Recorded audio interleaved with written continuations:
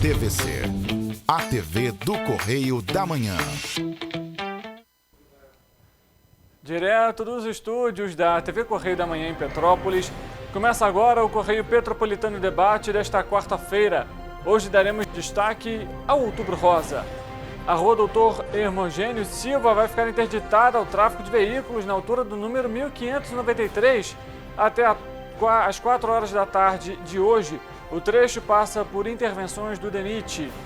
Em uma reunião realizada na última terça-feira, o governador Cláudio Castro solicitou ao ministro da Fazenda, Fernando Haddad, para uma renegociação de dívida do Estado com a União. Com a chegada do verão, municípios da região serrana começam a adotar ações e medidas de prevenção para o período. E o Disque Denúncia pede informações sobre o acusado de matar a dona de um estabelecimento comercial em Petrópolis. A Secretaria de Saúde de Teresópolis divulgou a análise das águas das principais fontes do município aptas para o consumo. O diálogo com o objetivo de abordar o Outubro Rosa e a prevenção ao câncer de mama. Eu sou Richard Stolzenburg e o Correio Petropolitano Debate está começando.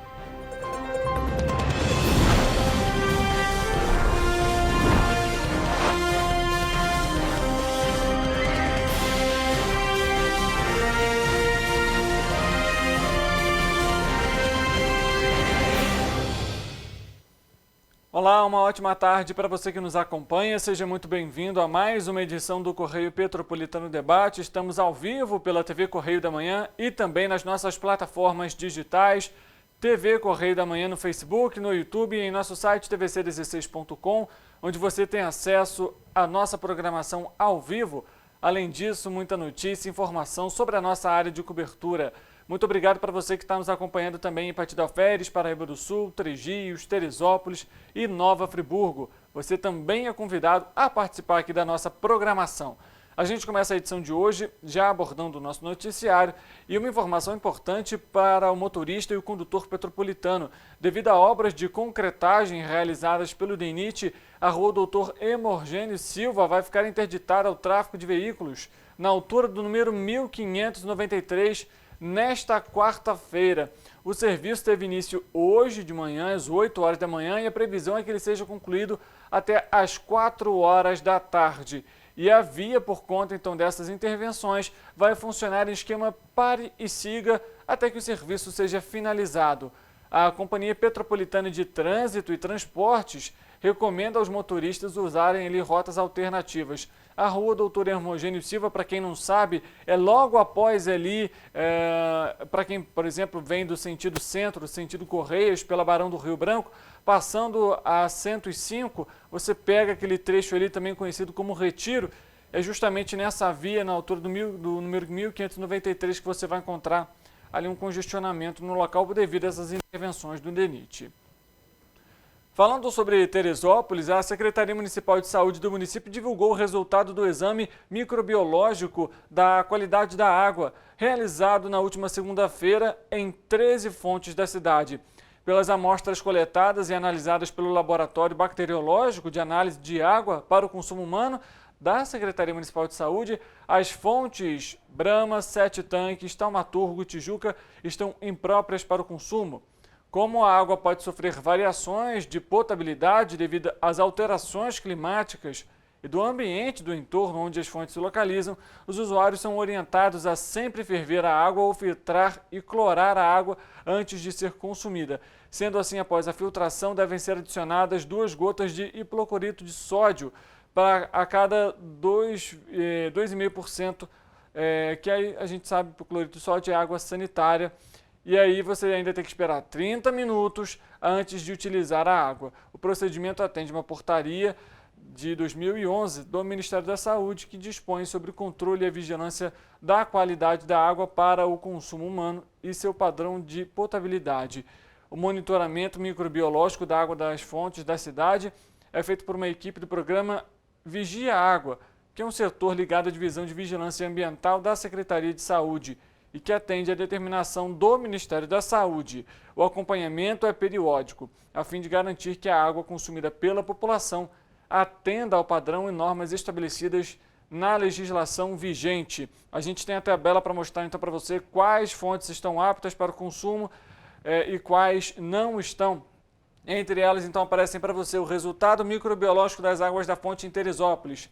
Próprias para consumo, nós temos ali fonte Saúde, Judite, Amélia, são ao todo aí 2, 3, 4, 5, 6, 7, 8 fontes próprias para consumo.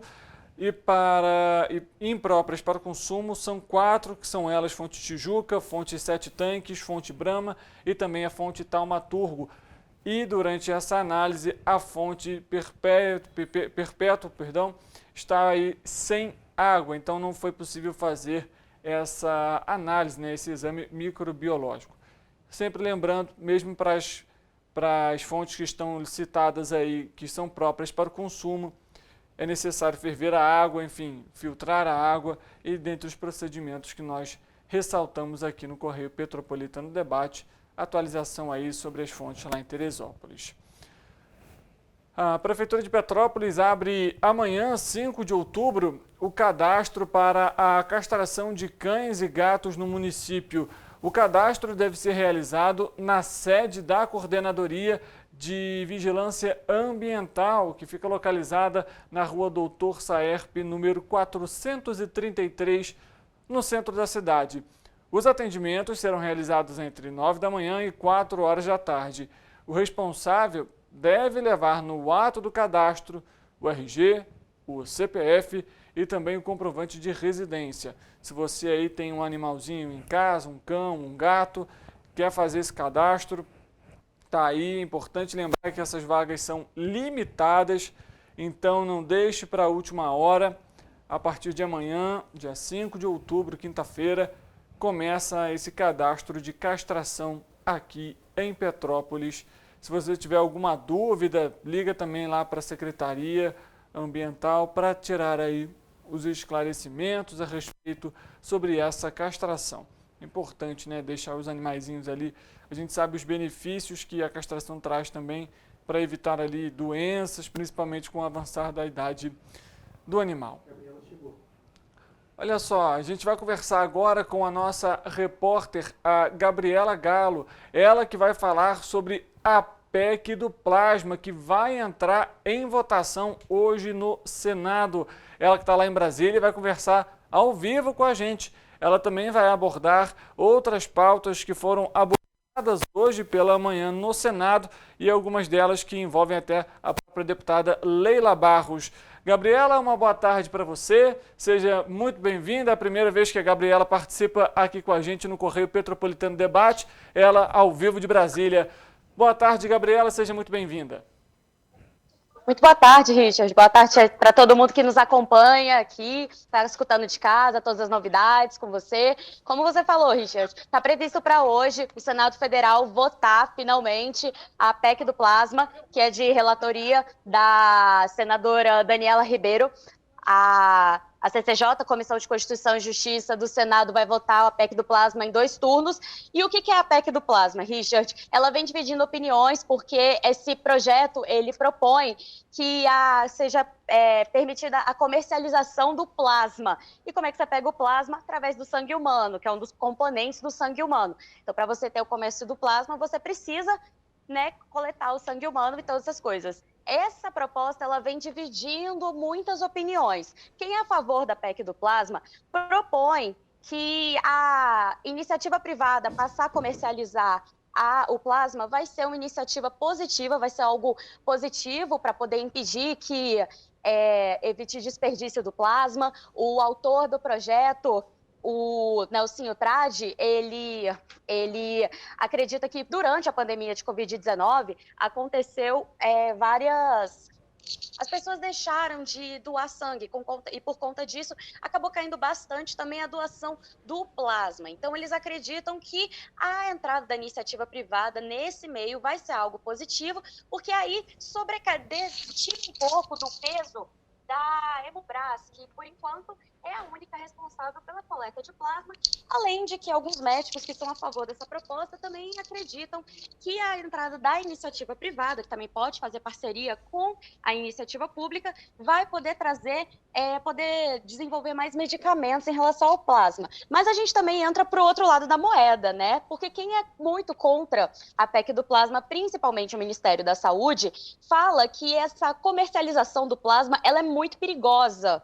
Primeiro porque ela tira a questão do altruísmo, né, da pessoa poder doar o sangue, e isso pode acabar virando algo totalmente comercial, porque as empresas elas podem passar a pagar os doadores para eles poderem doar o sangue, doar o plasma, e isso pode ser muito perigoso, porque as pessoas podem parar de olhar a questão da saúde, podem parar de tomar os devidos cuidados, as empresas pagarem esses doadores interessados pode acabar chamando muita atenção, principalmente pessoas de baixa renda que vão ver isso como uma fonte de renda, e isso pode também prejudicar a qualidade desse plasma que vai ser levado para a doação.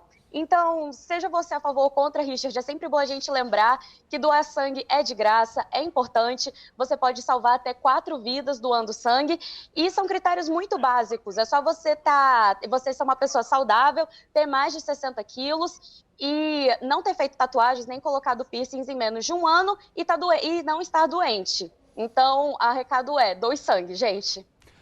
Com certeza, Gabriela. Informações muito importantes que você trouxe agora para a gente nesse momento.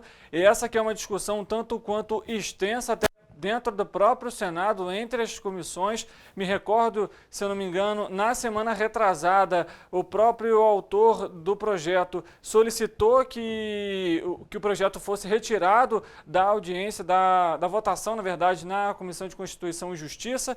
Nós trouxemos, inclusive, uma entrevista especificamente voltada para esse tema aqui no Correio Petropolitano Debate, e foi o que você comentou, Gabriela. Tem aí os seus prós e os seus contras, mas a gente sabe que isso pode, de alguma forma, impactar até na doação voluntária, até porque se você pode doar recebendo para fazer essa doação, digamos assim, né? Não seria ali a doação, seria a comercialização. Quem, por exemplo, os bancos de sangue, né, os hemocentros principalmente, só vão sofrer muito com a queda aí na coleta de bolsas de sangue, e a gente sabe o quanto é importante. Gabriela, muito obrigado pela sua participação aqui com a gente no Correio Petropolitano Debate.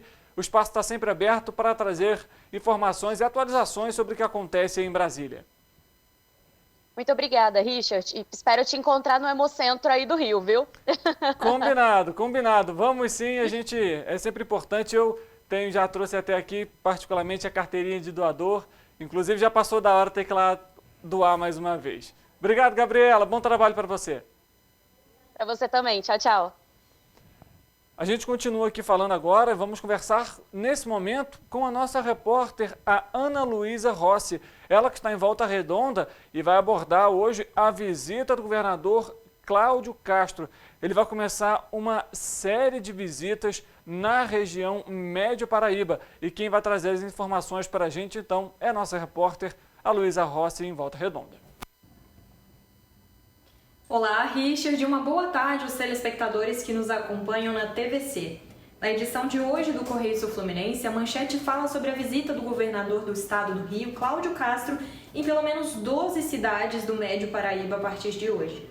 O governador participará de seminários, inaugurações e discutirá sobre o desenvolvimento econômico e outros temas de interesse para a população. Nosso outro destaque é a decisão do Ministério Público que obriga a Enel, alvo de várias reclamações relacionadas à energia elétrica, a melhorar o serviço que presta na cidade turística de Paraty.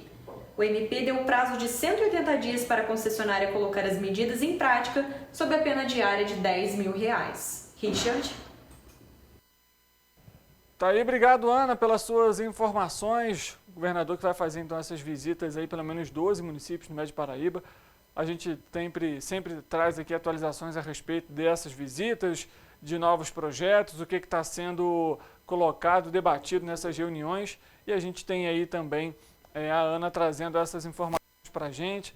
Como nós comentamos aqui no Correio Petropolitano Debate, o Correio Petropolitano Debate ampliando aí a sua área de cobertura, trazendo atualizações de Brasília com os nossos repórteres, trazendo atualizações de Volta Redonda, do Sul Fluminense aqui no nosso estado. É a TV Correio da Manhã expandindo aí a sua programação e também a informação para todos os fluminenses.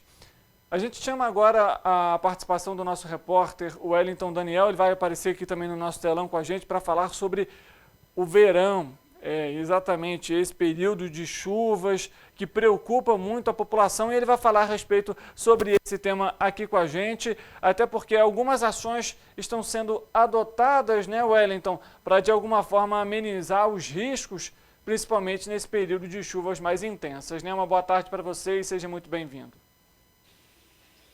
Boa tarde, Richard. Boa tarde a todos de casa. É isso, Richard. O verão sempre preocupa, né, os moradores aqui da região serrana. E, infelizmente, a notícia para esse período de primavera-verão também não é muito boa. O IMET informou para a gente, o Instituto Nacional de Meteorologia, que são esperados cerca de 400 milímetros até dezembro, ou seja, até o final da primavera. E essa intensidade maior de chuva deve vir agora, no próximo mês de novembro. Segundo o IMET, né, essa quantidade de chuva alta é devido às zonas de convergência do Atlântico Sul, aquele corredor de umidade que vem ali da região amazônica e chega até aqui ao sudeste. Além disso, também o próprio calor do dia também, que acaba causando um volume mais elevado de chuva. E, além disso, também, ainda que seja um impacto menor, o próprio El Niño também deve influenciar no tempo aqui na região serrana. Então, dentro disso, a gente questionou as prefeituras aqui da região, o que eles estão fazendo para, de certa forma, prevenir, né, novas tragédias, como a gente viu aqui em Petrópolis em fevereiro de 2022 e também vimos na região serrana como um todo em 2011. E o que eles nos passaram, vou passar aqui agora para você. Petrópolis, por exemplo, vai atualizar o plano de redução de riscos, né, plano verão agora de 2024, deve ter novas atualizações e deve ser divulgado ainda antes do início do verão. Além disso, também a Defesa Civil está treinando as comunidades para a resposta a esses eventos climáticos, e é mais ou menos um pouco do que está sendo feito também nos outros municípios de Teresópolis e Nova Friburgo. Eles também estão treinando as equipes, estão treinando as comunidades e preparando os planos para as possíveis emergências que podem acontecer. E, além disso, também Petrópolis publicou um edital de licitação para registro de preços para adquirir possíveis materiais que possam ser utilizados nos abrigos. Vale lembrar também, os vereadores aqui de Petrópolis estão vistoriando os abrigos para esse período de chuva.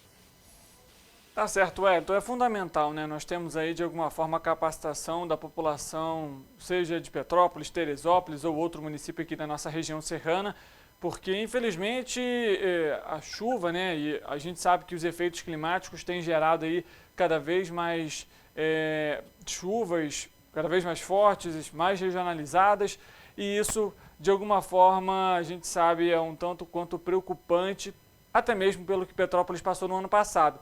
E vale ressaltar, além dessas ações, é importante investir também nas obras de contenção de encostas, de drenagem, e claro que a gente ainda vê em Petrópolis, infelizmente, alguns pontos específicos que sofreram no ano passado, mas que essas obras ainda seguem ali em ritmo lento, como, por exemplo, no Morro da Oficina, Chácara Flora, locais muito afetados e que ainda sofrem muito com essa situação.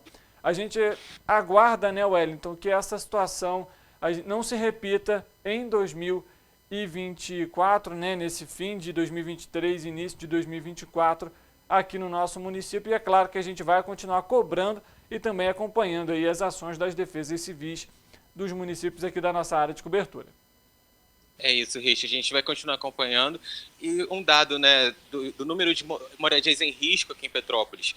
São 27.704 moradias, isso segundo o plano de redução de risco de 2017, que ainda não foi atualizado. Então a gente tem aí 27 mil moradias.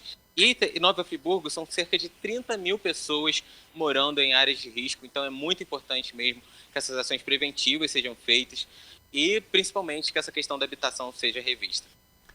Com certeza, Wellington. Obrigado pelas suas informações e um ótimo trabalho para você.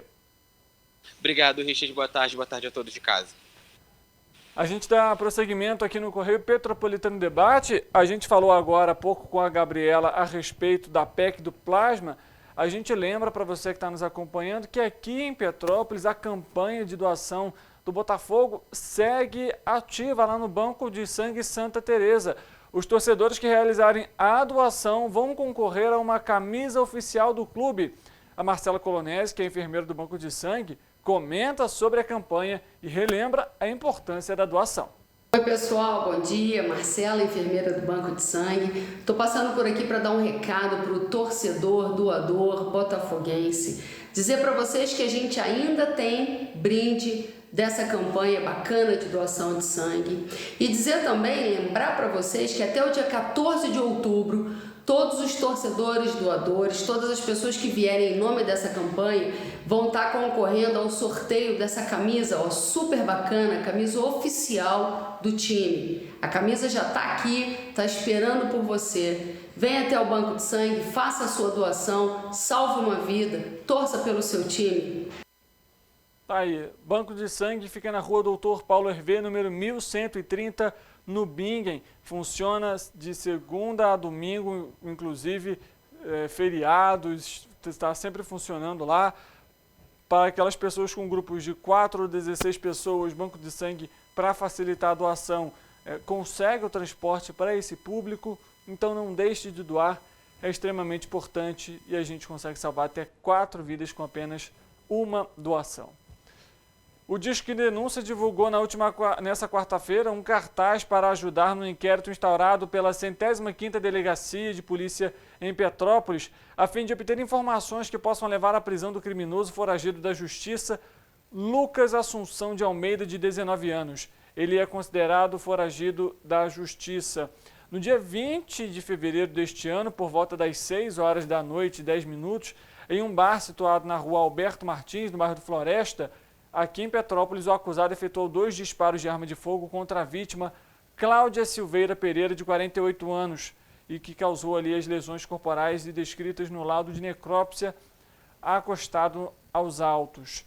A investigação indica que o acusado, na qualidade de gerente do tráfico da localidade, matou a vítima porque ela não aceitava a presença de traficantes em seu estabelecimento comercial. Na hora do crime, a vítima estava sentada em frente ao bar quando foi repentinamente atacada com 2 tiros que atingiu a região do rosto, não conseguindo esboçar sequer um gesto de defesa. Ficou comprovado por meio dos depoimentos das testemunhas na investigação do inquérito policial que o perfil do acusado se revela extremamente frio e violento, já que a barbaridade na forma como o crime foi praticada, inclusive na presença da filha da vítima de apenas 15 anos de idade. Contra Lucas Almeida foi expedido um mandado de prisão pela primeira vara criminal da comarca de Petrópolis pelo crime de homicídio qualificado. A gente tem imagem para colocar na tela para você desse banner, digamos assim, que o Disque Denúncia publicou aí para, de alguma forma, auxiliar nas investigações.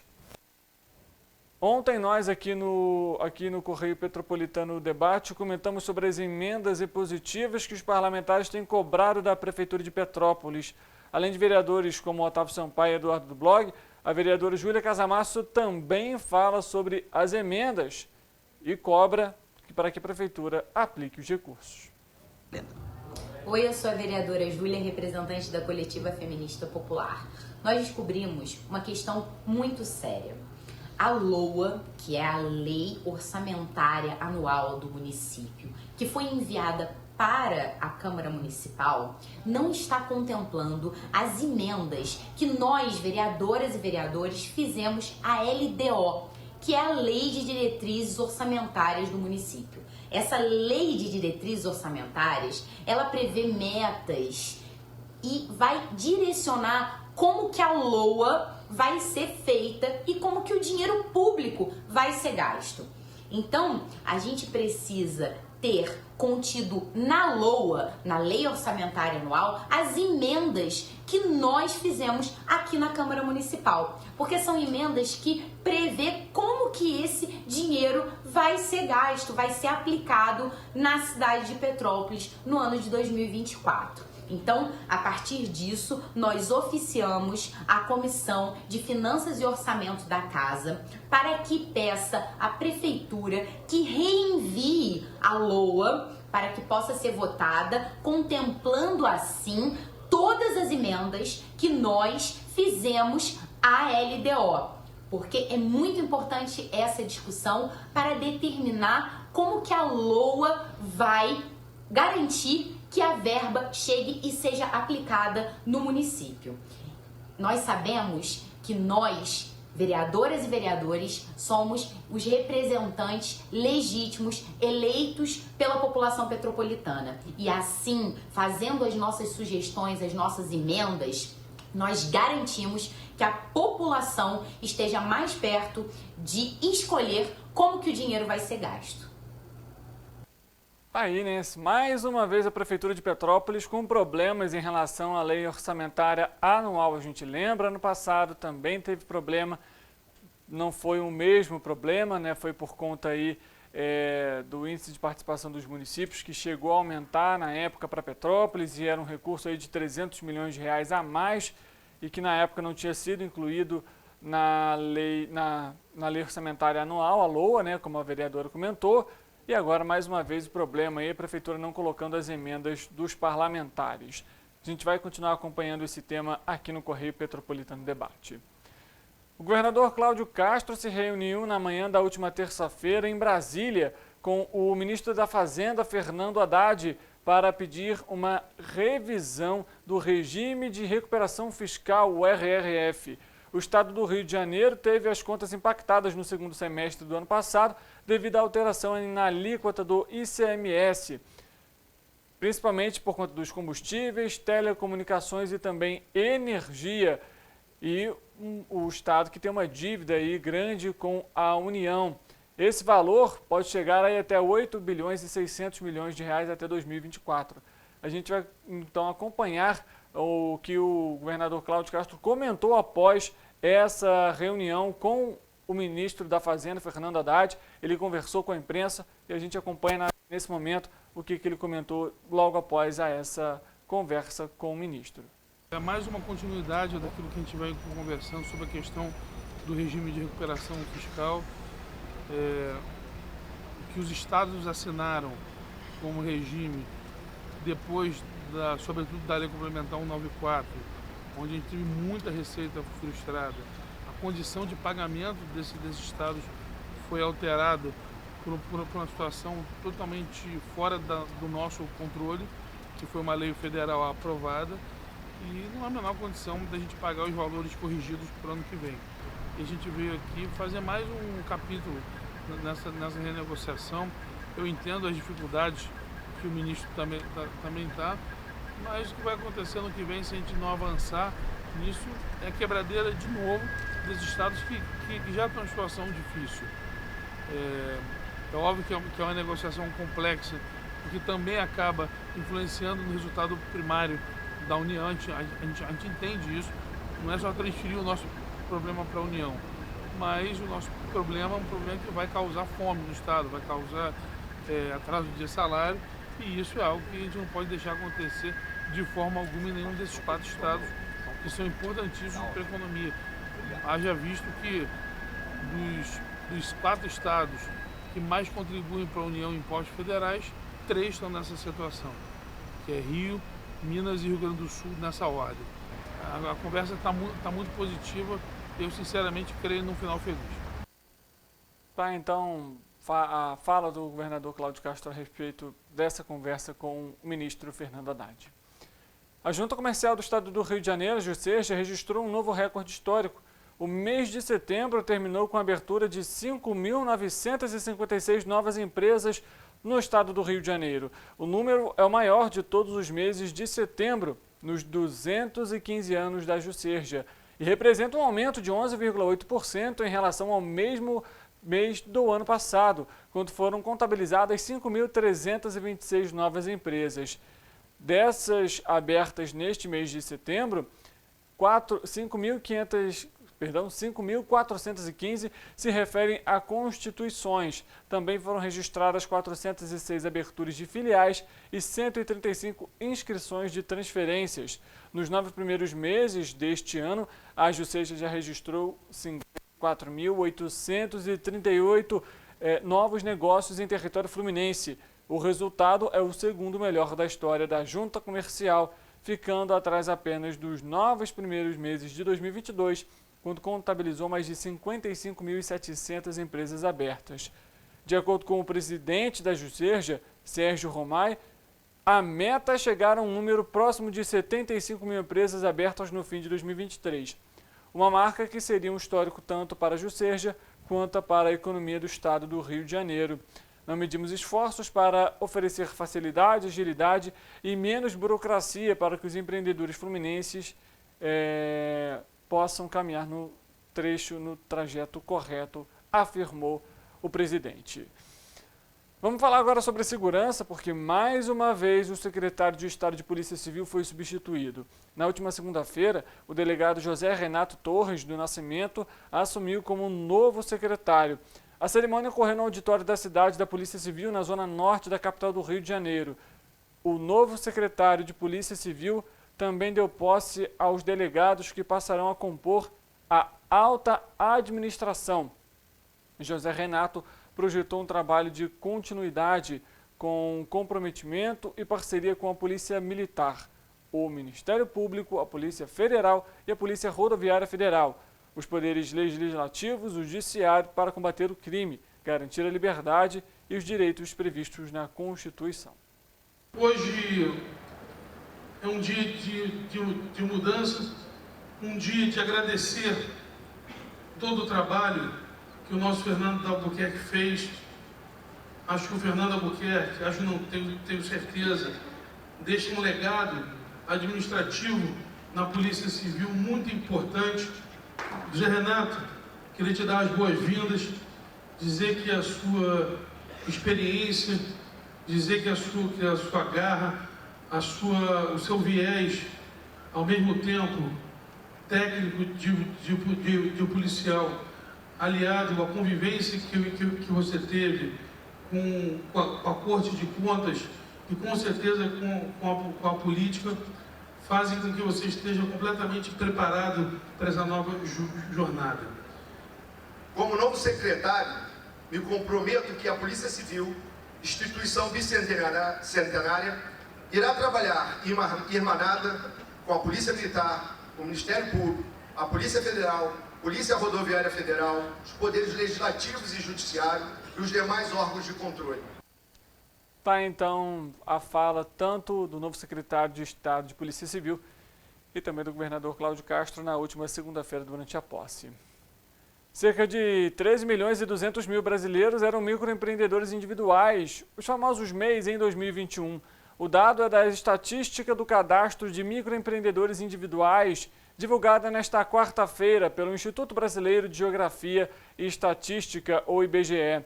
Segundo a pesquisa, os microempreendedores individuais representam 69,7% das empresas e organizações e 19,2% das ocupações formais no país. Em relação a 2019, ou seja, o período pré-pandemia de Covid-19, o número de MEIs cresceu 37,5%, basicamente 3.600.000. Também cresceu sua participação no total de empresas e organizações, que registrou uma elevação de 64,7% para 69,7%, e também nas ocupações formais, de 15,2% para 19,2%. Por outro lado, o número de MEIs com empregados caiu de pouco mais de 146.000 em 2019 para 104.000 em 2021, depois de recuar para 97.200 pessoas em 2020. Do total de MEIs registrados em 2021, 53,1% se filiaram entre 2019 e 2021. Em relação ao ano de 2021, houve uma entrada de 2.900.000 e também uma saída de 857.000 MEIs, o que resultou num crescimento aí de 2,1 milhões, ou seja, mais de 2.100.000 MEIs foram abertos em 2021. O estudo mostra ainda que 50,2% dos MEIs atuavam no setor de serviços. As principais atividades dos microempreendedores eram cabeleireiros e tratamento de beleza, que corresponde a pouco mais de 9% dos MEIs, comércio varejista de artigos de vestuário e acessório, e restaurantes e outros estabelecimentos de serviço de alimentação e bebidas. No segmento de cabeleireiros e tratamento de beleza, aliás, os MEIs representam 90,4% do total do pessoal ocupado. Vamos agora à previsão do tempo para quinta-feira.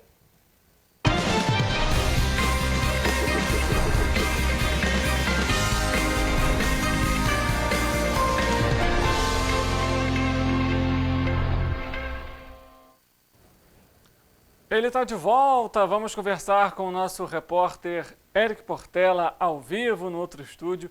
Ele que vai trazer atualização para a gente a respeito da previsão do tempo aqui em Petrópolis e também na nossa área de cobertura. Eric, hoje amanheceu o tempo frio, a gente chegou a ver um sol aqui no centro da cidade agora há pouco. Como que fica o tempo para essa quinta-feira? Tem mais chuva, tempo nublado, o sol volta a aparecer? Conta pra gente, uma boa tarde para você e seja bem-vindo. Boa tarde, Richard. Boa tarde para você aí de casa que está nos assistindo. Olha, o clima tem mudado bastante aqui pela cidade. Amanhece frio, durante a manhã vai esquentando, de tarde esfria de novo, tá bem confuso. Antes de passar para vocês a previsão do tempo para amanhã, hoje aqui em Petrópolis a temperatura deve se manter estável e existe probabilidade de chuva para o período da tarde. A mínima e a máxima se encontram bem distantes uma da outra. Geralmente eu costumo falar, por exemplo, hoje a mínima de 17 e a máxima de 30 graus. Aí o pessoal, nossa, mas mínima e a máxima tão distantes uma da outra, caramba, tem certeza que é isso? Gente, tenho certeza. O clima muda muito, principalmente na região serrana, em Petrópolis nem se fala. No mesmo tempo que pode estar sol quente, à noite pode esfriar e chover. Então é bom se prevenir, levar sempre um casaco dentro da bolsa, não esquecer o guarda-chuva. Enfim, agora vamos à previsão do tempo para quinta-feira, dia 5 de outubro. Em Nova Friburgo, o dia será de elevação na temperatura, mas ainda assim existe probabilidade de chuva. Os ventos no município serão fracos e os termômetros devem marcar mínima de 18 e máxima de 29 graus. Em Teresópolis, o dia também será de chuva. Inclusive, existe até probabilidade de trovoadas isoladas para o município. Os ventos pela manhã serão de intensidade moderada e a temperatura deve marcar mínima de 19 e máxima de 30 graus.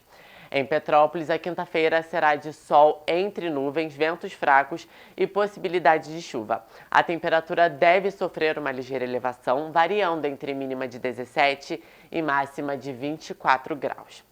Aqui em Paraíba do Sul, vocês conseguem ver que o dia também será de sol entre nuvens e também chove.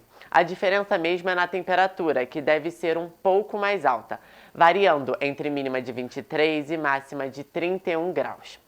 Em Partido Alferes, a terça-feira será marcada por chuva isolada durante a tarde e noite e ventos moderados pela manhã. Os termômetros devem marcar mínima de 21 e máxima de 30 graus. E em Três Rios, o dia será de ventos fracos, muitas nuvens no céu, chuva e temperatura estável, que deve marcar mínima de 23 e máxima de 30 graus. Richard, a temperatura voltou a aumentar nas nossas cidades de cobertura, mas ainda assim existe previsão de chuva. Então, como eu disse no início, é bom ficar atento e não esquecer dos equipamentos essenciais, o casaco, o guarda-chuva, e sair com uma blusinha mais curta, porque essa mudança climática deixa a gente maluco. Com toda certeza, Eric. É sempre importante tomar cuidado aí em relação à saúde, principalmente aquelas pessoas que são alérgicas, né? Então, todo cuidado é pouco. Obrigado pelas suas informações, um bom trabalho para você. A gente vai fazer um intervalo, a gente falaria hoje sobre a PPO, o Outubro Rosa. A nossa convidada teve problemas para poder participar aqui com a gente e nós vamos trazer uma outra entrevista para você. Como o Eric comentou, a gente trouxe aqui a questão do calor, do frio, vamos entender os cuidados que são necessários durante essa época de calor, principalmente quando o calor vem mesmo com muita intensidade. E os cuidados também para quem, por exemplo, vai à praia e à cachoeira. Tudo isso a gente traz para você após o intervalo.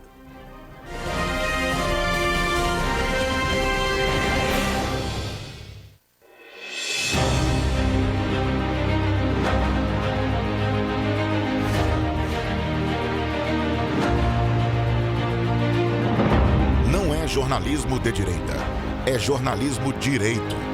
Correio Petropolitano. Tudo que seu jornal não deveria ter deixado de ser.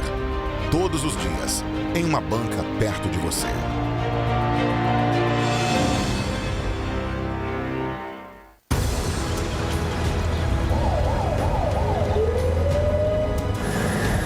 O governo do estado do Rio já investiu mais de 8 bilhões na saúde. E se eu dissesse que esse é o maior investimento na saúde já feito em toda a história do Rio? Eu diria que melhorou, mas eu quero mais.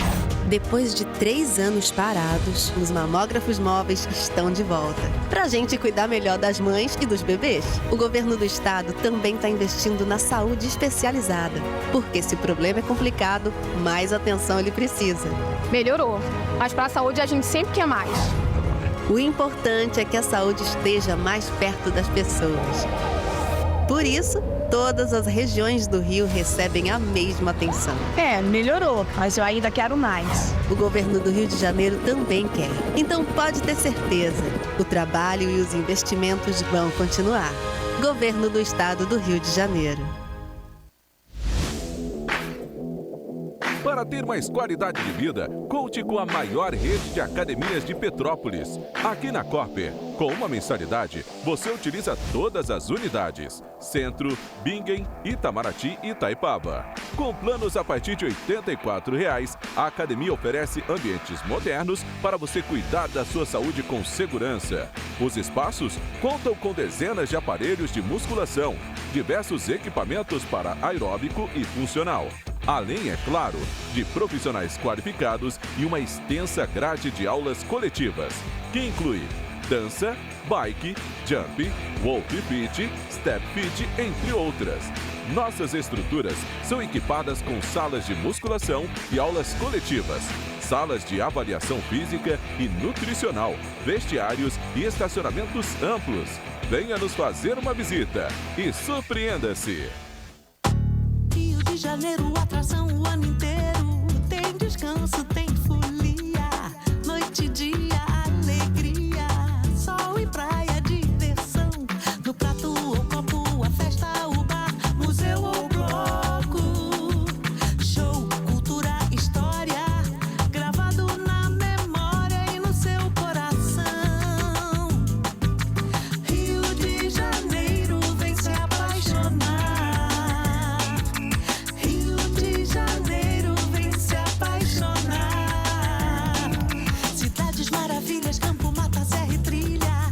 Estado de emoção. Tem o Rio de Janeiro, que você já ama, e o Rio, que ainda vai conquistar você. Apaixone-se pelo Rio. Rio de Janeiro, vem se apaixonar.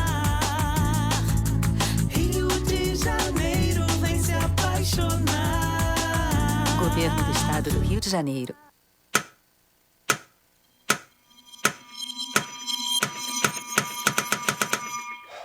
Cara, o que a gente tá fazendo, hein? Vamos falar um segundo sobre a gente?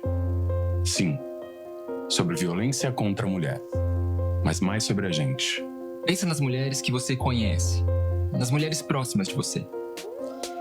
Colegas de trabalho, vizinhas, amigas, as mulheres da tua família. Agora imagina que a cada 8 minutos, uma delas é estuprada.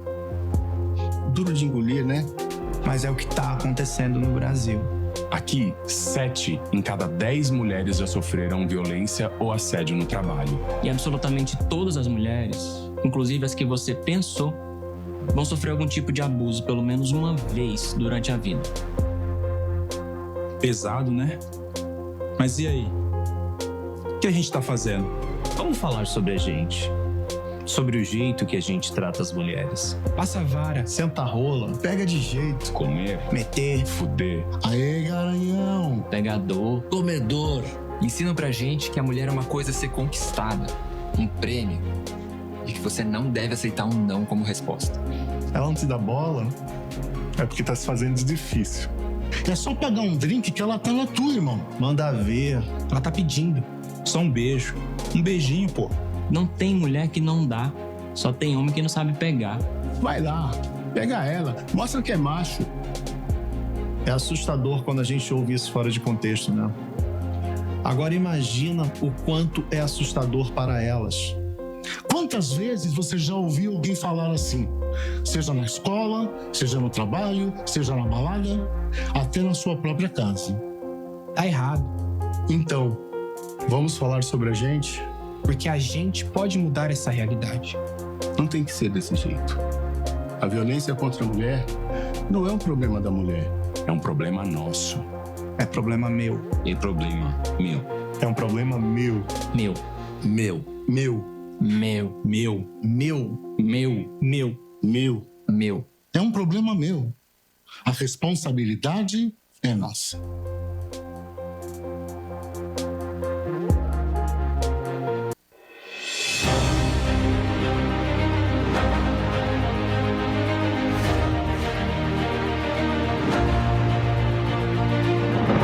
Não é jornalismo de direita, é jornalismo direito.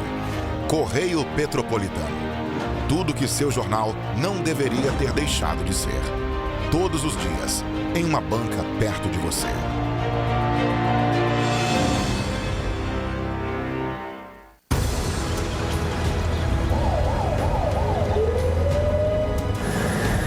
O governo do estado do Rio já investiu mais de 8 bilhões na saúde. E se eu dissesse que esse é o maior investimento na saúde já feito em toda a história do Rio? Eu diria que melhorou, mas eu quero mais. Depois de 3 anos parados, os mamógrafos móveis estão de volta. Pra gente cuidar melhor das mães e dos bebês. O governo do estado também está investindo na saúde especializada. Porque se o problema é complicado, mais atenção ele precisa. Melhorou, mas para a saúde a gente sempre quer mais. O importante é que a saúde esteja mais perto das pessoas. Por isso, todas as regiões do Rio recebem a mesma atenção. Melhorou, mas eu ainda quero mais. O governo do Rio de Janeiro também quer. Então pode ter certeza, o trabalho e os investimentos vão continuar. Governo do Estado do Rio de Janeiro. Para ter mais qualidade de vida, conte com a maior rede de academias de Petrópolis. Aqui na Copper, com uma mensalidade, você utiliza todas as unidades. Centro, Bingen, Itamaraty e Itaipava. Com planos a partir de R$ 84,00, a academia oferece ambientes modernos para você cuidar da sua saúde com segurança. Os espaços contam com dezenas de aparelhos de musculação, diversos equipamentos para aeróbico e funcional.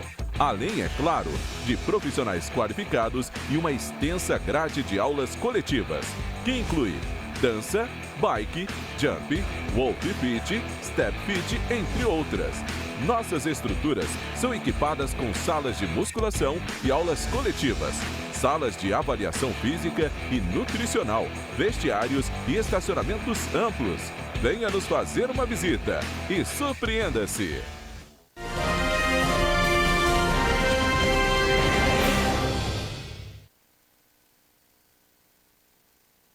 Correio Petropolitano Debate de volta, a gente dá início agora à nossa entrevista e você bem sabe, quando o Wellington está aqui, a gente vai abordar a política. Mais especificamente de hoje, nós vamos conversar com o vereador Otávio Sampaio, que já está aqui com a gente, ele que já participou diversas vezes aqui do Correio Petropolitano Debate e mais uma vez está aqui conosco para falar sobre 2 temas que a gente vai apresentar daqui a pouquinho. Primeiro, queria agradecer ao Wellington mais uma vez pela presença aqui também e ao vereador, claro, pela presença aqui com a gente. Obrigado, Richard. Obrigado, Wellington. Prazer sempre estar aqui, né? E vamos que vamos. Espero esclarecer tudo aí a todos vocês que estão assistindo. Maravilha. Bom, vamos começar abordando então, Wellington, para a gente iniciar essa nossa entrevista, a situação do lixo. Petrópolis vive numa situação tanto quanto delicada em relação ao lixo, desde que a empresa, a Limpserra, né, informou que teria sim, interesse em renovar o contrato, a prefeitura informou que a empresa não tinha interesse de renovar o contrato, e a consequência a gente ainda vê hoje questões, audiências públicas para debater o tema, para definir de alguma forma uma solução para o município. E aí a Câmara também tem acompanhado esse caso e agora vai ter uma comissão justamente para analisar esse fato. O vereador Otávio Sampaio faz parte dessa comissão, vai falar um pouco para ela também com a gente aqui. Vereador, uma coisa que eu sempre comentei muito, principalmente com o Wellington, né, que está sempre aqui junto da gente no programa, é por que tanta demora seja para renovar o contrato, seja para realizar a licitação. Já que o contrato estava tão em cima, por que não renovar ou buscar outras empresas que tinham interesses, segundo a prefeitura, do que deixar todo esse cenário se virar o que virou, essa bola de neve? Eu também quero descobrir. O que me parece, olhando assim, num olhar prudente e desconfiado, é que está escolhendo quem vai ser contratado. É essa forma que eu vejo. E nem sempre é o que é melhor. Eventualmente pode até acabar de acontecer, escolher um contrato e ele ser o melhor. Mas definitivamente não me parece esse caso, não posso afirmar, e é por isso mesmo que nós estamos instaurando a comissão. Foi instaurada já a comissão especial para cuidar desse assunto, que é a coleta, transbordo e destinação final dos resíduos do lixo. E é o que eu quero, e eu sou presidente da comissão, que quem instaura lá na Câmara é presidente, designei relator, fiz os membros, vamos para a segunda reunião ainda essa semana, se tudo der certo. E aí na primeira semana já saíram mais de 20 requerimentos. Na primeira reunião da comissão especial saíram já esse monte de requerimentos. Então é dentro dessa comissão justamente que eu quero entender a tua pergunta. Eu não consigo te responder agora porque eu não consegui avançar com a comissão porque eu acabei de instaurar, né? Agora, uma coisa é fato, o governo não parece ter o menor interesse em fazer algo transparente. Sempre enrola, sempre faz emergencial, nunca parte para o ano de licitação antes, nunca faz a coisa corrida da forma que poderia ser razoável. Você sempre olha e fala, cara, que absurdo, está tudo esculachado.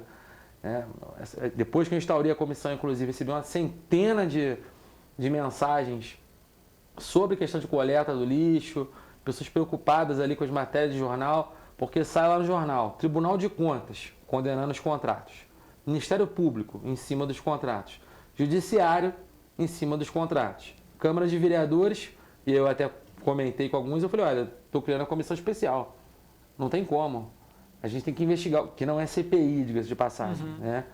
Mas não teria como a Câmara de Vereadores se abster desse dever de fiscalizar. Então, se o Tribunal de Contas está apontando um erro ali, o Judiciário está apontando um erro ali de alguma forma, todos estão apontando, o MP também, a Câmara de Vereadores não pode se abster disso. Então, eu não consegui chegar numa resposta clara do que está acontecendo. Mas, ao meu ver, tem muita... Um fato falta de transparência é um negócio 100%. Não tem transparência nenhuma em nada relacionado àquele assunto ali do lixo. Isso até o próprio TCE também já divulgou em maio desse ano. Sim, Tribunal de Contas, o Ministério Público está achando tudo esquisito. Então a gente enxerga dessa maneira também. Agora eu quero saber até onde vai a esquisitice e até onde está prejudicando o erário público e prejudicando as pessoas. Maravilha. Vereador, eu tenho acompanhado essas audiências especiais que estão sendo feitas na quarta vara para tentar realmente chegar num consenso dessa questão, porque só para o pessoal de casa entender um pouco melhor, a gente corre o risco, né, correu o risco, na verdade, de ficar sem a coleta de lixo, porque o contrato terminou, a licitação não foi para frente, a prefeitura fechou emergencial, a justiça mandou suspender os emergenciais.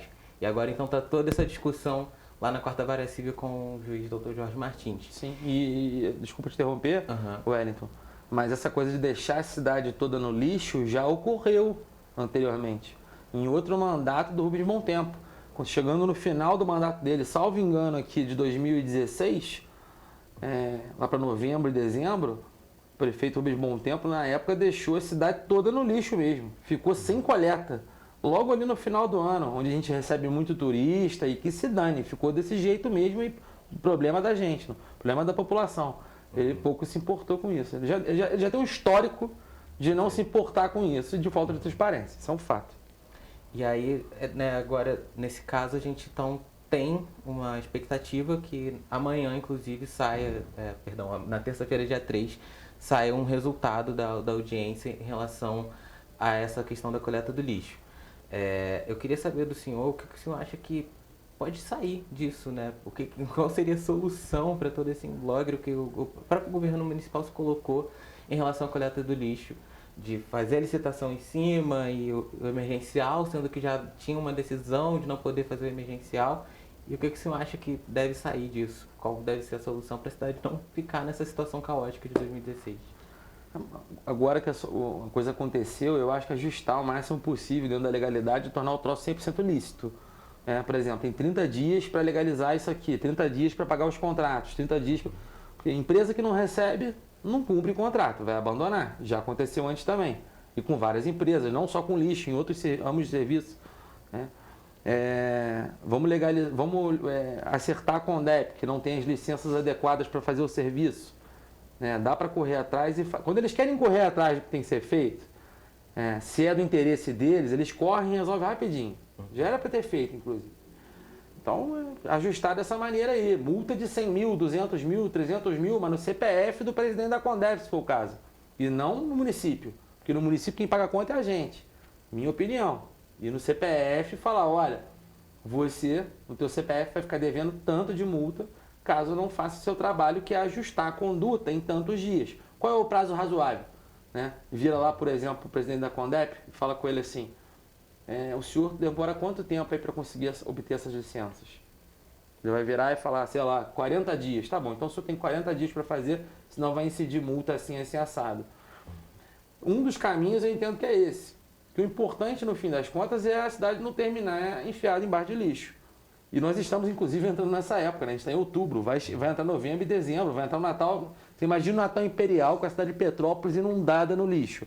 Passar na Rua do Imperador, toda iluminada, não que os outros bairros sejam menos importantes, mas é uma época destinada ao turismo na cidade de Petrópolis. E tudo aquilo inundado de lixo. O quanto de recurso que a cidade vai perder, o quanto de investimento que a cidade vai perder. E, inclusive, isso é escalonado, né? Porque no ano seguinte, quem veio já não quer vir mais. E assim vai, até que a cidade vira um deserto. Isso é um perigo para Petrópolis. E aí, para quem está nos bairros, também é um desastre completo. Está tudo errado. Então, na minha opinião, tem que haver um diálogo. E o que acontece? Hoje, na Câmara de Vereadores, o Rubens, ao mesmo tempo, é um prefeito que não dialoga com ninguém. Ele não dialoga com a população, ele não dialoga com a Câmara de Vereadores, ele não dialoga com ninguém. Então, ele não cumpre os contratos que ele mesmo faz ali a contratação. E aí fica essa bagunça. Então, o rumo é fazer acordo e cumprir contrato. Acordo com o judiciário, sem ter decisão homologada. Né? Acordo homologado pelo judiciário. Tem algumas viabilidades, tem algumas situações que são viáveis isso aí. Você pegar e fazer um acordo do município com o judiciário. Né? E se for descumprido, aplica-se a lei. Você vai colocar... Aí tem uma série de juridiquês aqui que não adianta eu colocar aqui, porque vai só ficar chato. Mas o caminho é esse, é o prefeito começar a cumprir a lei, e eu entendo que o judiciário, se der um prazo, uma sobra de prazo para cumprir, eu acho justo. Justo não, acho horrível, mas é o que dá para fazer. E aí já fica bacana. E o doutor Jorge Martins é um juiz que tem razoabilidade, tem competência. E fora que essa questão do lixo, como bem comentou o vereador, quando se trata, por exemplo, do centro da cidade, você tem ali a Rua do Imperador, principal fluxo ali de veículos, e que dá acesso, por exemplo, a outros pontos importantes para o Natal Imperial, trazendo aqui a questão do Natal Imperial. Mas você tem outra problemática. Primeiro, chuva. Sim. A partir do momento que você tem a chuva, esse lixo pode ser carregado pela água, a gente sabe muito bem disso, e se torna um problema também de saúde pública a partir do momento que você não tem a coleta daquele lixo, aquele lixo fica ali 1, 2, 3 dias, 4 dias, uma semana, e aí a proliferação de bichos peçonhentos, de outros animais que transmitem doença, é inevitável. E ter isso em Petrópolis é uma situação tanto quanto delicada. E a gente já está, mais uma vez, além do Natal, o período de chuvas também está chegando, né, vereador? Mais um ponto também é que, além dessa questão do lixo, dos resíduos urbanos, né, o que também está em discussão são os lixos hospitalares, né, os resíduos hospitalares. E que o próprio município reconheceu que os serviços poderiam ser paralisados, né? Dois hospitais poderiam ser paralisados por falta de coleta. Sim, só reiterando antes disso, é um problema ambiental, sanitário e turístico. De fato, é um problema generalizado. A questão do lixo é serviço essencial. É saúde, inclusive. É saúde, é questão de... Você muito bem falou, Richard, questão das tragédias aí que acontecem aqui em Petrópolis. Está chegando chuva de verão, está chegando o verão. Você imagina esse lixo todo acumulado. Vai dar problema, claro que vai dar problema. Quanto ao lixo hospitalar, é a mesma situação. É questão também um problema generalizado. E aí o próprio município vem e reconhece, olha, fiz besteira, E aí, na prática, o que ele faz para consertar? Nada, zero. Então, cabe à Câmara de Vereadores, e eu estou me esforçando para isso, fazer o prefeito resolver isso, ainda que embaixo de pancada quando eu digo pressionando muito, e sem paciência com ele, sem dar prazo, sem dialogar, porque ele também não dialoga, né? E o judiciário ajudar, né? Ou até realmente botar um pé firme ali. Porque senão quem vai perder é a população de Petrópolis como um todo. Né? As pessoas às vezes nem têm noção que o lixo hospitalar é algo tão sério assim. Mas né? É porque tem muitos problemas que ocorrem por aí e a pessoa normalmente vê o quê? Barulho de moto, carro parado de estacionado de forma irregular. E, sei lá, alguns problemas assim, não notam alguns problemas que são mais ocultos. A pessoa não imagina, é mesmo, lixo hospitalar. Não lembra disso. E, vereador, como que tá, quais são, vamos lá, para quem está em casa acompanhando, a gente sabe que nem todo mundo consegue acompanhar tudo, ler tudo. Quais são os relatores, qual que é o prazo da comissão? Bom, eu sou o presidente da comissão, prazo é de 180 dias. Relator é o vereador Dr. Mauro Peralta. O relator adjunto é o vereador Fred Procópio, que entrou no lugar do vereador Eduardo Bloch, que pediu para sair da comissão. Enviou um ofício no gabinete, pediu para sair da comissão. Então, o vereador, para respeitar o bloco e a lei, o vereador Fred Procópio é do mesmo bloco que ele, coloquei o vereador Fred Procópio, que aceitou o convite. O vereador Gil Magno, que é da base do governo, então que é líder de governo, então fica... Ninguém pode dizer que a comissão há uma disparidade na comissão, tá? Cada um com seus blocos ali, né? E o último seria a Júlia Casamasso, líder do PSOL. Só que como ela não vai em reunião nenhuma, ela não aparece para trabalhar, eu retirei ela da comissão na última reunião, porque é a segunda vez que ela não comparece e dane-se, ela simplesmente não vai. Fala que vai mandar a equipe, mesmo eu cumprindo o regimento pede para eu avisar com 48 horas de antecedência. Eu aviso com 120 horas de antecedência e mesmo assim ela nunca pode. Então, a vereadora do coletivo feminista não pode comparecer, retirada da comissão. Era para ser ela, mas vamos buscar outra minoria agora dentro da casa, dentro da Câmara de Vereadores, ver qual vereador se encaixa ali, respeitando o regimento. Mas quem nunca pode estar na reunião da comissão não pode participar dela, concorda? Só isso, simples assim. Então, esses seriam os 5 membros. Maravilha. Você quer perguntar? Pode perguntar. Só mudando agora um pouquinho de assunto, falando um pouquinho dessas questões políticas, né?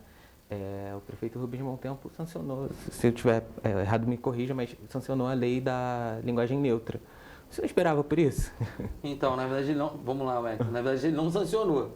Ele vetou e aí a gente promulgou na Câmara. A gente derrubou o veto, mas ele vetou. Ele vetou, veio pra gente derrubou o veto, então foi promulgada a lei. Que aí o que acontece? Quando o prefeito veta, volta o veto para a Câmara pode derrubar o veto e aí a gente chama de promulgar, faz valer a lei do mesmo jeito, né? Então foi isso que a gente fez. E graças a Deus na época com a maioria. Não lembro aqui o nome quais foram os vereadores que votaram comigo, não posso fazer uma injustiça aqui de lembrar de um só e não lembrar dos outros, ou até de errar um nome, porque isso já aconteceu há um tempo. E, inclusive, o prefeito deixou quase estourar o prazo que ele tem para publicar a lei, que depois que a gente promulga, ele tem prazo para publicar. Deixou quase estourar o prazo para promulgar. Então, assim, não é porque eu não entendo, sabe? Uma falta de eficiência absurda ou uma covardia mesmo, né? De olhar e falar, esse cara aqui é oposição, eu vou segurar a lei deles até o final, não vou publicar não. Sendo que ele era obrigado a publicar e no final das contas publicou.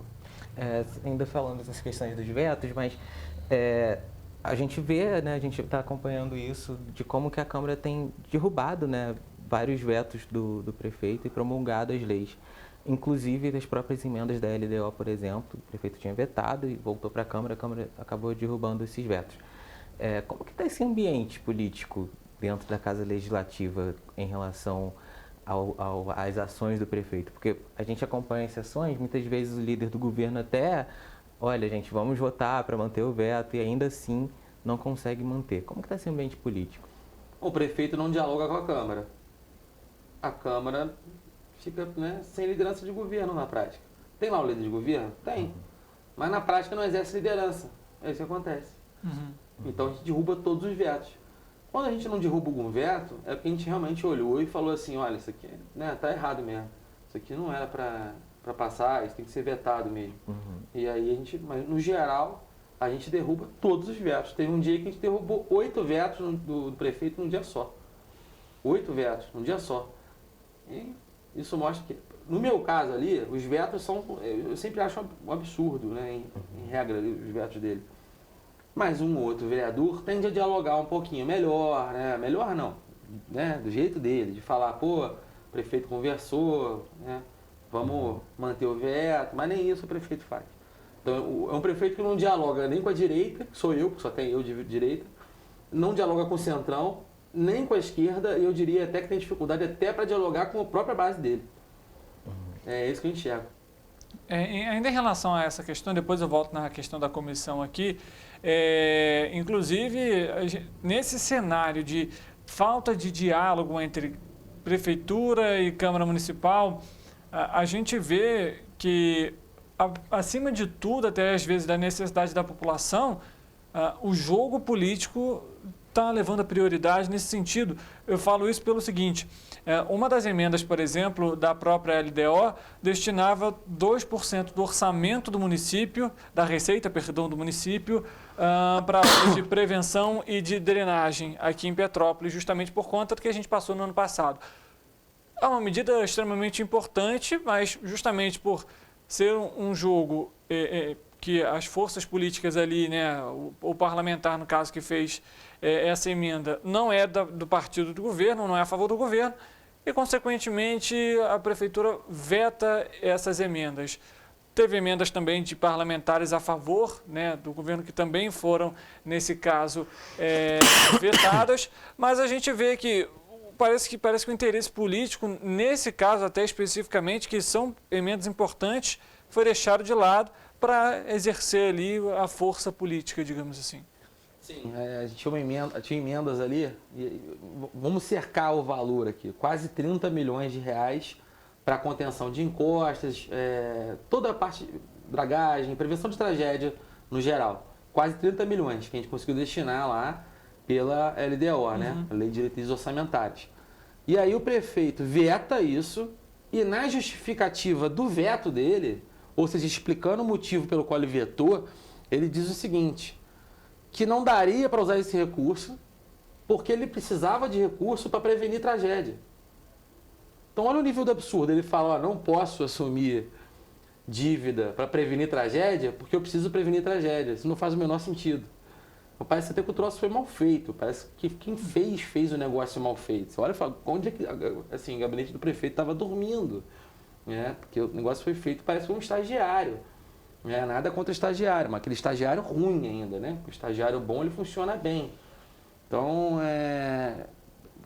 aconteceu isso aí, né? Politicamente, é claro que foi ruim em todos os níveis, o Richard. Foi ruim porque ele vetou a matéria, e é uma matéria importante para Petrópolis, e foi ruim porque até na hora de justificar o veto, que é uma questão técnica, ele justificou errado, ou a equipe dele justificou errado. Então é muito ruim, mostra que a equipe também está falhando. Então é muito ruim, péssimo. Aí conseguimos derrubar o veto, e Petrópolis agora vai ter que ter esse recurso. Teve algum recurso, alguma emenda sua que foi vetada? Não, zero, nenhuma. Não, então, eu fiz só emendas impositivas. Eu não fiz nenhuma emenda modificativa, nenhuma. Entendi. Eu queria entrar justamente nesse assunto, porque a gente teve na lei orçamentária, que a pessoa de casa entendeu novamente, tem a lei de diretrizes, que é essa que a gente teve esse debate agora, e a lei orçamentária, que ainda vai ser votada do ano que vem, mas já tem a do ano passado, e os vereadores estão reclamando muito sobre essa questão do prefeito não estar cumprindo com as emendas impositivas. Queria saber quais são as suas que ele não está cumprindo e também o que o senhor acha disso, né? Sobre o prefeito não estar cumprindo algo que foi aprovado pela Casa Legislativa e que é uma obrigação. Sim. Bom, eu destinei um pouquinho mais de R$500 mil para a Defesa Civil. Eu sou recordista de emendas para a Defesa Civil na cidade de Petrópolis. Destinei R$500 mil para a saúde e destinei 300 mil para a educação. Foi para algumas escolas paroquiais específicas, onde eu consegui identificar pequenos reparos e esse valor seria o suficiente para sanar os problemas. Era um telhado, era a resolução de um problema numa cozinha, outra numa sala específica, porque era para alunos de determinada série. Enfim, a gente conseguiu fazer um trabalho interessante, eficiente até. Conversamos com o secretário de Defesa Civil na época para identificar o que precisava para a Defesa Civil, a fim de estrutura para a prevenção de tragédias e para operação, caso precise ocorrer, caso infelizmente ocorrer. Então foi 1.300.000 nesse sentido aí. Até o momento, nenhuma satisfação. O prefeito tem até dia 31 de dezembro para cumprir. Mas não dá para cumprir, porque a gente já está em outubro. O prefeito não vai cumprir. Já estamos em outubro. Se ele não cumprir, não resolver com essas emendas, que, por exemplo, eu destinei para o município, vai entrar no ano que vem e vai, por mim, cabe cassação. Cassação do prefeito, porque é improbidade administrativa.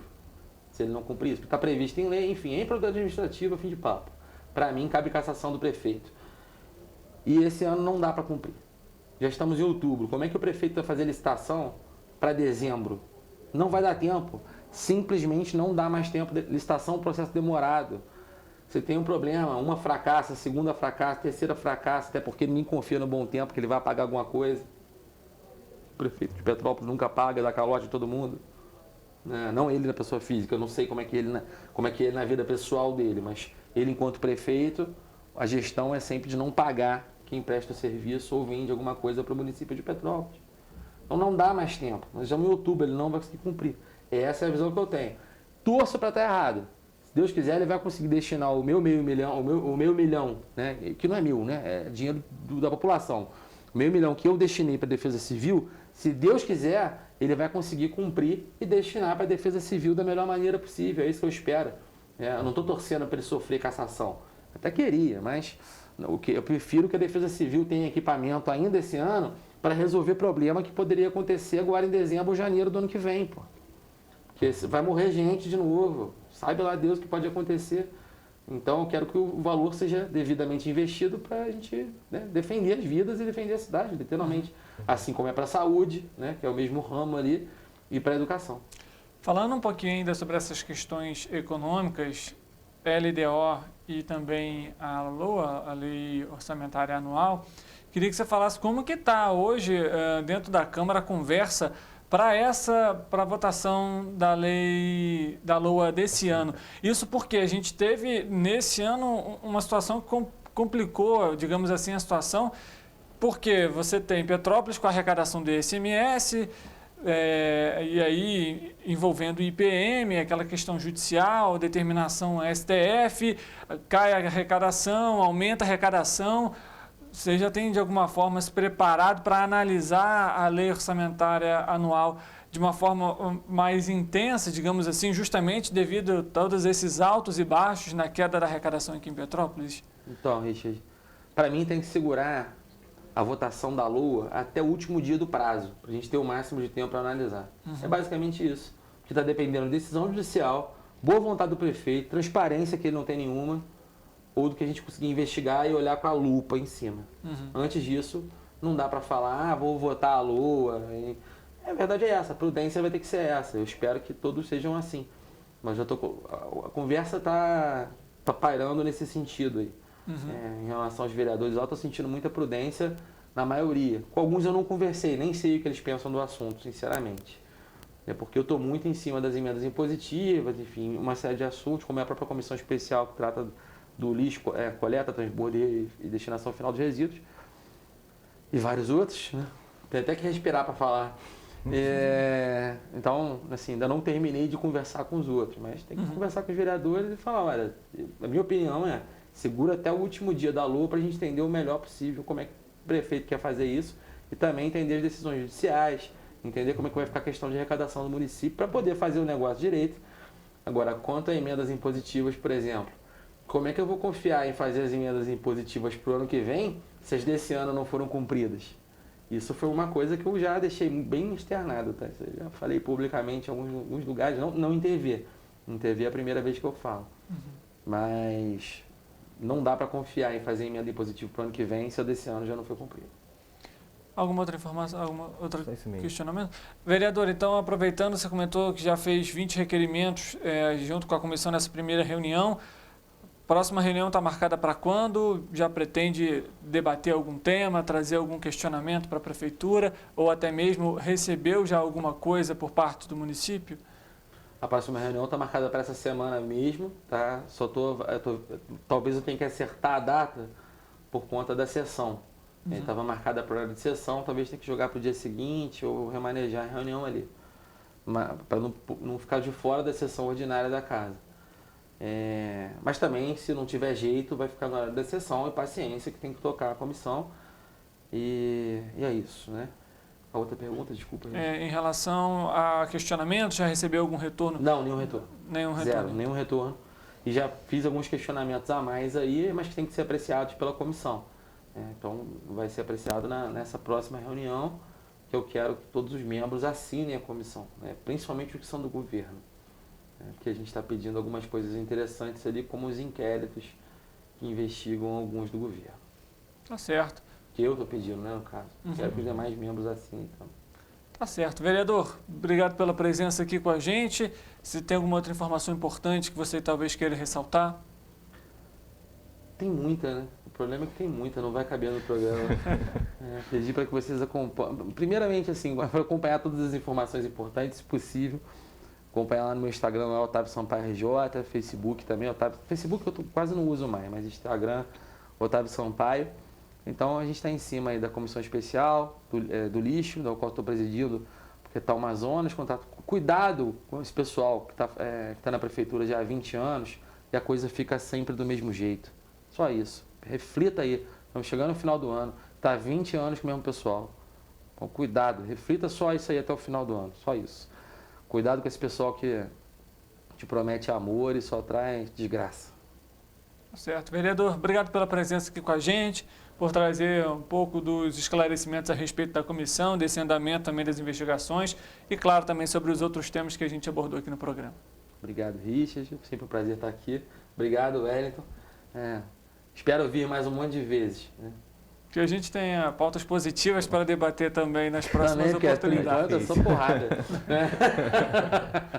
Obrigado, Wellington, pelo auxílio aqui também na entrevista. Obrigado, Richard. Boa tarde a todos de casa. Para você que está nos acompanhando, muito obrigado pela sua audiência, pela sua companhia. A gente volta amanhã, 13h, ao vivo. E, é claro, você é nosso convidado especial. Uma boa tarde para você e amanhã a gente se vê.